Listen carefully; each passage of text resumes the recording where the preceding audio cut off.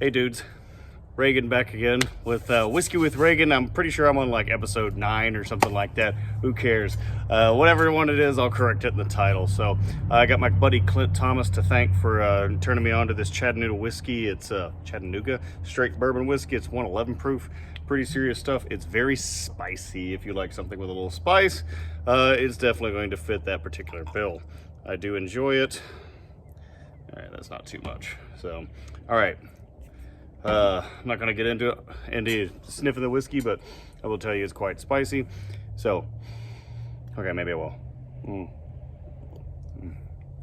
Good stuff. Oh yeah, daddy like.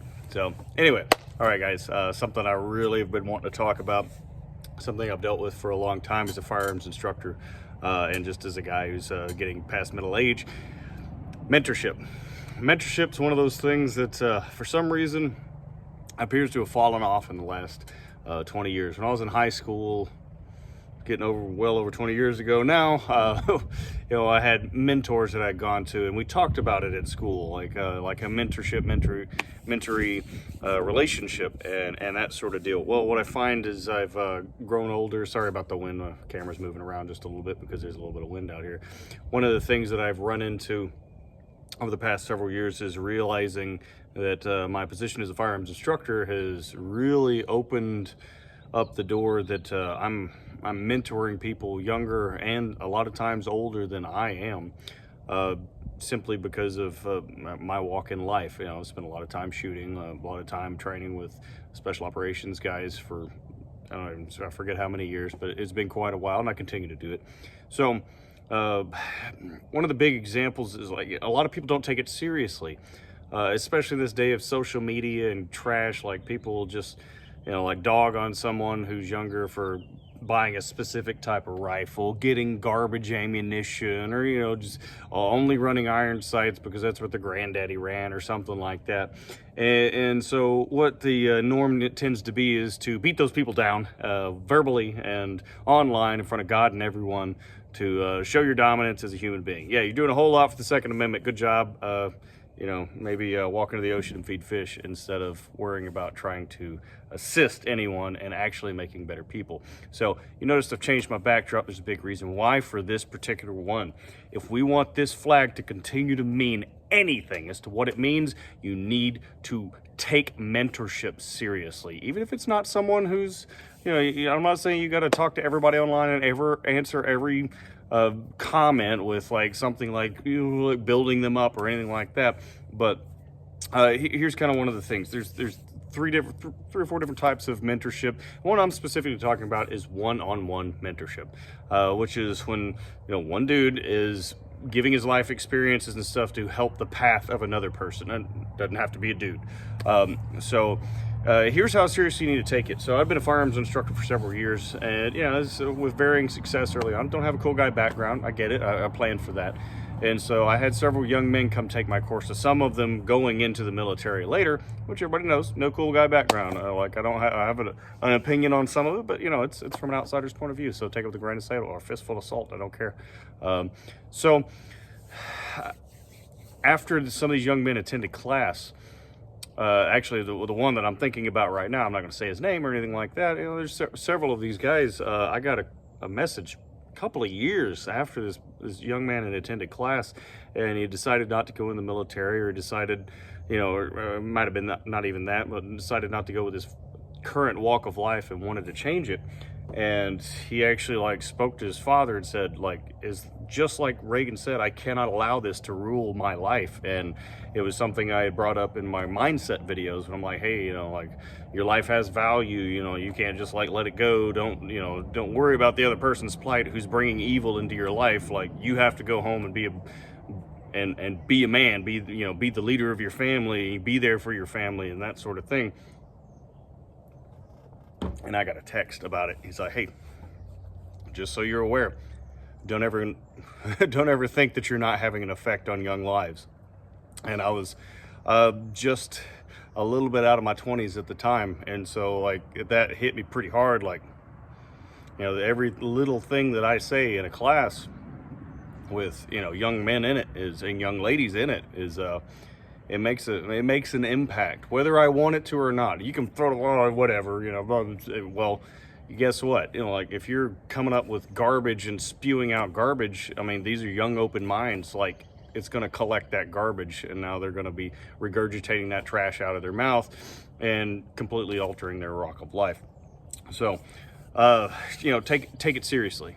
Is my 2 cents on that, or my $1 million on that. My thoughts are worth more than 2 cents, and yours are too, so don't let anybody tell you it's 2 cents.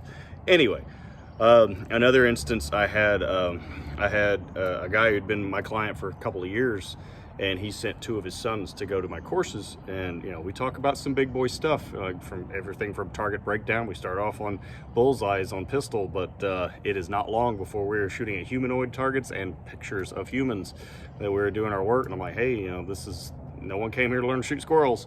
So we're working our ways through all these particular things, and then we go through the mindset talk. So I'm pretty young, and I always ask the parents, I'm like, hey, you know what we talk about. Most of these guys have attended course before, and so I'm like, hey, you know what we're talking about now. This is up to you. I can have them step aside, ask them to step aside, you know, and go to the restroom, go do something while we go through these videos where we watch, you know, things that went right and things that went wrong, and people perish over it.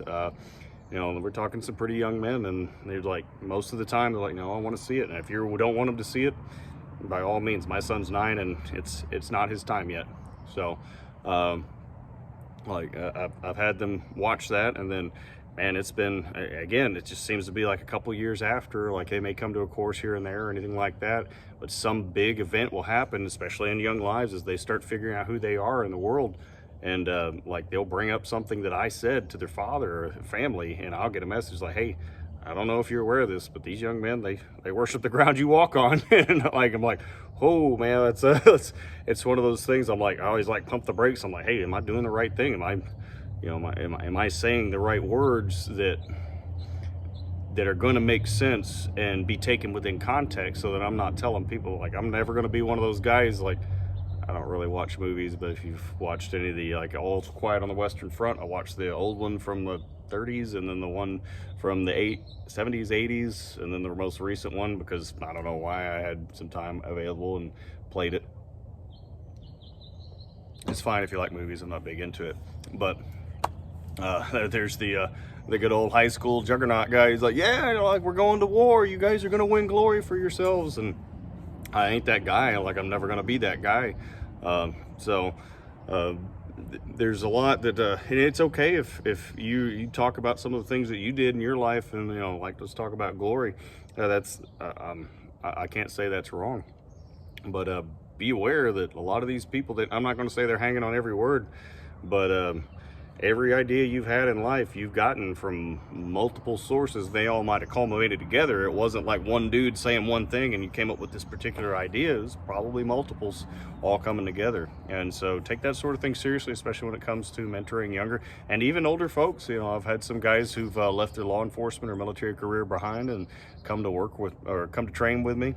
And yeah, it's always just like one of the biggest honors I can get is like, yeah, man, I was in blah, blah, blah. I was in this special operations battalion. Well, I want to come out here and I'd like to come train. Like, that's a giant pat on the back for me. I try not to make a big deal about it, but yeah, it feels good on the inside.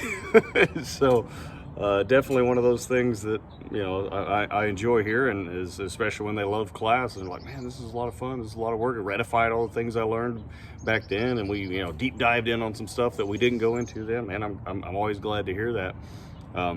But you know, I've had even outside of being a firearms instructor, I've had guys in other walks of life that just, you know, they ask me some questions, and certainly, and after a few minutes, I'm like, you know, they're not really asking about like a job. They're asking about like a life choice. Like, you know, what am I going to do with the next several years of my life? What am I going to do with this? You know, like, where should I go in this direction? And, you know, I mean, I can only give them, you know, the benefits, or the, you know, the things that I've done, and how they've turned out in my walk in my family and my walk with Christ. I can share and, you know, give them like, hey, you know, if I was in your situation, I can't tell you the right way. It was like, I would certainly consider this, you know, but going the opposite way is not the wrong decision. But this is the way that I would try if if you could all do it. So not getting too deep into like my own personal stuff, but understand that you're doing that. You should be looking, if the people close to you, especially if you have younger folks that are talking to you a decent amount, like, man, those dudes are looking for a mentor. Like, whether you're accepting the position or not, you're still doing it. So keep that in mind. A lot of people won't comment on some of my stuff on Facebook, like, oh, you don't post too many pictures, or your post, no one says you post too many pictures to me, but you don't post enough pictures, you don't do this, they don't, like, man, I don't want to be things taken out of context, and then people be making wrong decisions over, a photo they took of someone at a course where they were getting stabbed, and like, oh, I should emulate that. I'm like, dude, you're not understanding why this is happening. So I really don't post a lot of that stuff on Facebook. But either way, so Kyle Lamb did a really good job in his book, Leadership from the Shadows, of talking about, especially as everything wrapped up. Are you talking about taking care of your family? So mentorship starts at home. Now, it's hard to be a prophet in your own land, but it's definitely, I have 2 children. One of them's really well behaved, and the other one's be kind of a little bit on the nutty side. But at the same time, like, I'm still, I have to control myself a lot, and because I do get angry. I am human, and I try and avoid bringing that into stuff when I'm talking to them, like ever really being angry at them about some particular thing. But when it comes to mentorship, I've got to start in the home. I can't neglect it. I can't let somebody else do it. It has to be me. There will be a point in their lives when they will look for other mentors, and that's really good. I want them to compare to me and their grandfathers as to what they should be looking for in a mentor. If you're not going to be the perfect mentor, be someone that they have a yardstick by. Like, hey, that dude wasn't a mentor to me, but that dude was a good man. Like, he did his work. He did, this. He took care of his family. He, paid his bills on time. He didn't, get in a massive amount of financial debt over like frivolous stuff. So there's a lot going on when it comes to that. There's a lot that's neglected in this world today. I am by no means perfect. Like, I have my own mentors. I have people that I talk to and spend a lot of time with, train with, and hang out with, and there's little things here and there that I ask them, and that's like one of those, like, if it's something I'm asking you, and it's a good answer. What I mean was like a well thought out answer, not just like a brr, like, let me tell you a story, kind of answer. Then yeah, like, it's rest assured it's something that's going to stick in my mind, and I'm about to be 41. So anyway, not going too far into that. But man, there's a lot I want to go into on it. Maybe we'll do another one of these on mentorship. But don't neglect it. Don't throw it by the wayside. Don't like trash it just because it's like, hey, I didn't have a good mentor growing up. That's exactly the reason, especially if you're a good person, you've lived a good life, you continue to do good things in this world. Doesn't mean you're not going to screw up, man. I'm absolutely human. There's a ton of stuff that I do that probably shouldn't have, and it's one of those things. Especially, man, one of my pet peeves is people's mentorships. Like, oh, it's telling my war stories, it's telling my this, it's doing that. Absolutely not. And one of the things that you'll notice with me, if I've trained with a lot of guys out there, some with really cool backgrounds, that are just terrible instructors because they want to tell war stories, and I'm like, that's cool. That's for chow. That's not for when we're out here paying to actually do sort of things. When I hear war stories, when it comes to training, which is trainings, there's a lot of mentorship in there. When I hear war stories that are for training, I typically, I can really take it to heart most of the time when the guy who's telling the story is talking about a time he failed. That's mentorship. Hey, this is when I screwed up. This is when this didn't work right. This is when, this thing that I was doing forever, we found out wasn't what needed to happen. That's not what happened in the real world. Blah, blah, blah, blah, blah.